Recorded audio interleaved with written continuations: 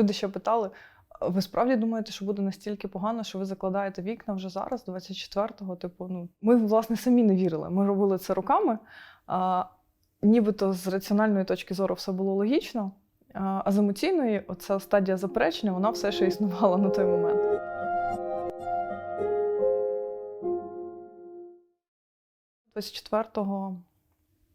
На фоні такої істерії з боку медіа і особливо друзів з центральної України, я отримала дзвінок рано вранці від друга, який просто спитав, чи все в мене нормально. Я сказала, що все нормально, поклала слухавку, і десь за 5 хвилин до мене дійшло, я вже прокинулася остаточно. Ми з нашою командою халабуди одразу списались. Ні в кого не було питань, де ми будемо зустрічатись, що ми маємо робити і так далі. Було питання на котру. Ми як хаб були створені на базі волонтерського центру. З 14 по 15 ми були просто волонтерами, які допомагали армії і переселенцям на той час з Донецька, з Мар'їнки. Тепер ми такі повернулись до свого коріння, грубо кажучи, і знали вже, що робити. Ну і, власне, перші декілька днів ми нарощували наші оберти. Люди приносили все більше і більше товарів, банально крупи, цукор, чай, вологі серветки, ще щось. І вже за кілька днів до нас почали приходити перші цивільні з дальніх районів Маріуполя. Одразу треба робити укриття. В перший же день ми вибирали, де це можна буде зробити. На другий день ми почали облаштовувати це укриття тимчасове, прямо поряд з нашим приміщенням. І, забігаючи наперед, воно врятувало людей від прямого попадання в це приміщення. Тобто нормально було вибране укриття. Далі кількість людей, волонтерів і просто людей, які хочуть щось робити, дуже так експоненціально збільшувалась. І моєю задачею було більше менеджерити, координувати всі процеси. Для розуміння, як відбувалися процеси в самому штабі, люди просто приходили і просто починали щось робити, навіть не чекаючи на те, щоб їм казали, що робити. Цивільні спочатку приходили до нас зі списками: от я з такого-то під'їзду, з такого-то будинку, і нас там 11 людей. Допоможіть нам, будь ласка. І десь за пару днів ці списки почали переростати в 300 людей, в 900 людей, в 1000 чимось людей, в залежності від шелтера. І тут до нас стало доходити, що в місті, окрім нас, ніхто не працює. Є там невеличкі осередки там, багатоквартирних будинків, які намагаються якось себе забезпечувати, але як такого централізованого, чи волонтерського центру, чи навіть просто центру надання допомоги від міста, як такого, не існує. Люди до останнього, ті, хто приходили до нас за допомогою, вірили в те, що ми Червоний Хрест. В Маріуполь як не заходило жодного кілограма гуманітарки, так і не заходить на даний момент. Це просто місцевий бізнес, який прийшов до нас і сказав: Галя, в мене є 20 тонн замороженої риби, я можу її роздати. Або в мене є база продуктова база, я можу її відкрити, але в мене немає машини. Мені потрібен там 2-тонник для того, щоб це зробити. Ті військові, які приходили до нас на першому тижні і просили для себе там на 40 людей чи на 300 людей, почали приходити з більшою кількістю, на що ми реагували, типу: до вас прийшла підмога? Ми ж в кільці. Вони такі: ні, це цивільні. У нас тут ще є там школа якась чи ще щось, і в них нема що їсти, дайте хоч щось. І вони жертвували там своїми якимись потребами, продовжували їсти сухпай там 1 на 3 для того, щоб забезпечити людей. Для мене ця гуманітарна катастрофа повністю настала, коли вже там 3-го чи якогось березня зник зв'язок, потім він з'явився ще разочок десь ближче до 9-го, 10-го, і все. І от з того моменту вже психологічно це відчувається гірше, ніж фізично, коли ти хочеш пити чи їсти.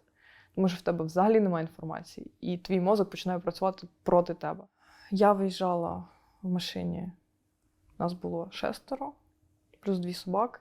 Це було таке суперскладне рішення, особисто для мене. Я просто пару годин була на 100% впевнена, що я зрадник, що я не маю нікуди їхати і так далі.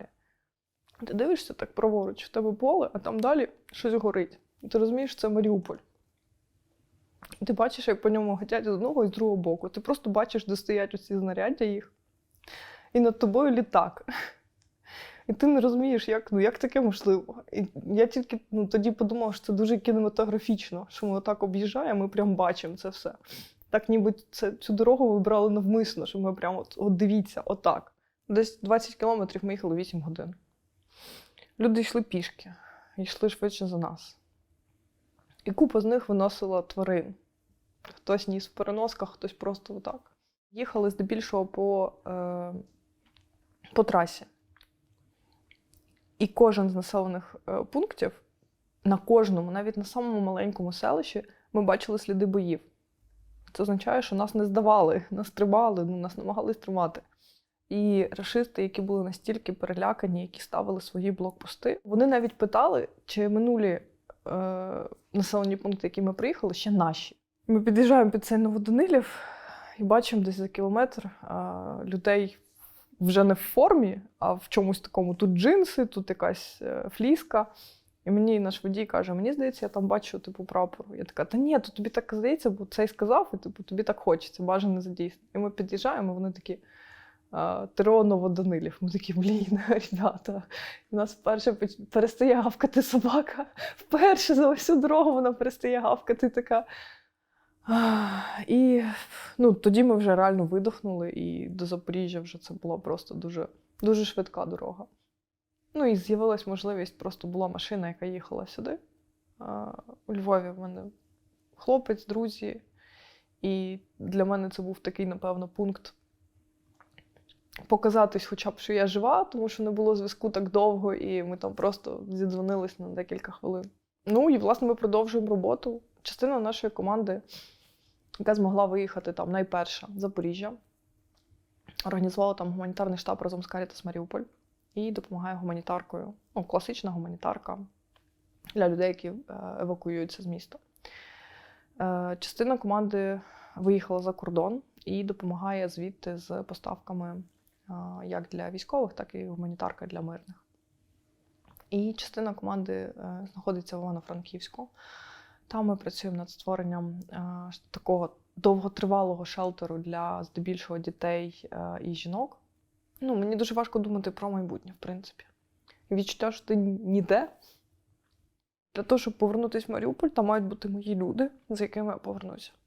Чи захочу я вертатись в Маріуполь без цих людей, я не знаю. Найбільше, за чим я сумую, це за людьми і за морем. Як виявилося, це такий